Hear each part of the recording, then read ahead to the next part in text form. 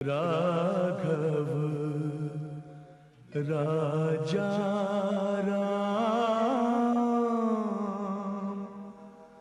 पतित पावन सीताराम।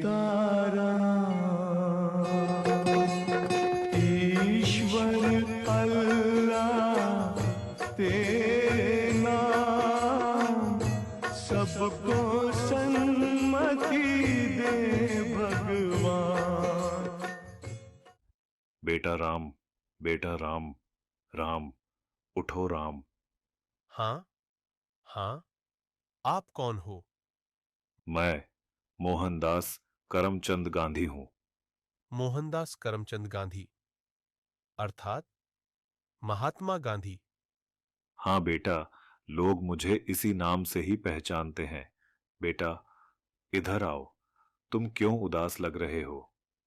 बापू, बात यह है कि कल आजादी का पर्व है और मुझे कल स्कूल में उसके बारे में कुछ बोलना है, इसलिए। उसमें क्या बड़ी बात है, आजादी के बारे में कुछ बोल देना। लेकिन बापू, क्या सच में हम आजाद हुए हैं? तू ऐसा क्यों बोल रहा है? चलिए बापू, मैं आपको कुछ दिखाता हूं। देखिए बापू, उस घर में। मम्मी पापा, मुझ पर थोड़ा रहम करो प्लीज, मुझे आगे पढ़ने दीजिए। मैं आगे पढ़ना चाहती हूँ और डॉक्टर बनना चाहती हूँ। बस बेटा, आपने बहुत पढ़ लिया। हमारे समाज में लड़कियां इतना पढ़े यही बहुत बड़ी बात है। पढ़ना लिखना छोड़ो और अपनी शादी के बारे में सोचो। क्या मुझे पढ़ने लिखने की और मेरे सपने पूरे करने की भी आजादी नहीं मिलेगी? आइए बापू, उस घर में भी देखते हैं। मेहरबानी करके आप यह व्यसन छोड़ दो और घर में भी ध्यान दिया करो। अब हमारे घर में खाने के लिए अनाज का दाना भी नहीं है। वह सब कुछ मुझे नहीं पता, बस मुझे पैसे दो। मेरा शरीर कांप रहा है और दिमाग काम नहीं कर रहा है। अब जल्दी पैसे दो, मुझे देर हो रही है।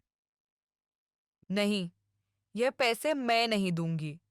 ये तो बच्चों की किताबें लेने के लिए रखे हैं। चुपचाप मुझे पैसे दो और यहां से हटो, मुझे जाने दो।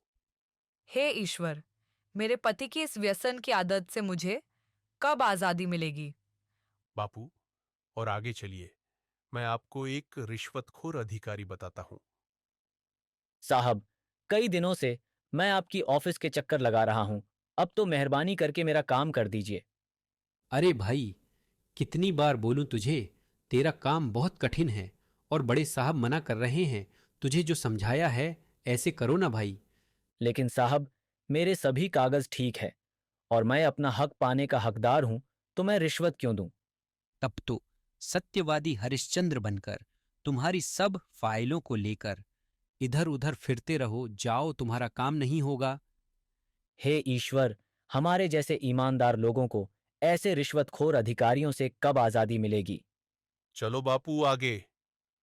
अरे भैया, ठीक से तोल माप किया करो।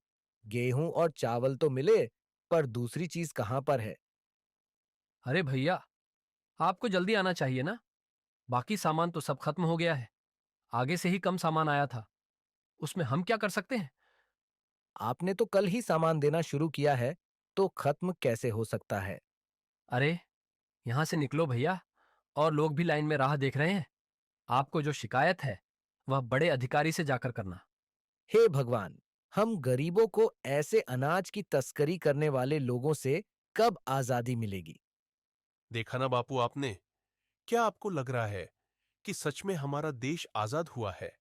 आज के समय में भी लड़कियों को पढ़ने की आजादी नहीं है। आज के समय में बहुत सारे लोग व्यसन के अधीन होकर अपने घर की जिम्मेदारी को भूल रहे हैं।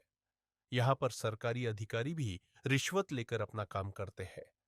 अनाज बेचने वाला भी अनाज की तस्करी करके गरीबों का अधिकार छीन रहे हैं। क्या हम सच में आजाद हुए हैं? हमें देखनी है आजादी, हर हाल में हमें देखनी है, हमें देखनी है आजादी।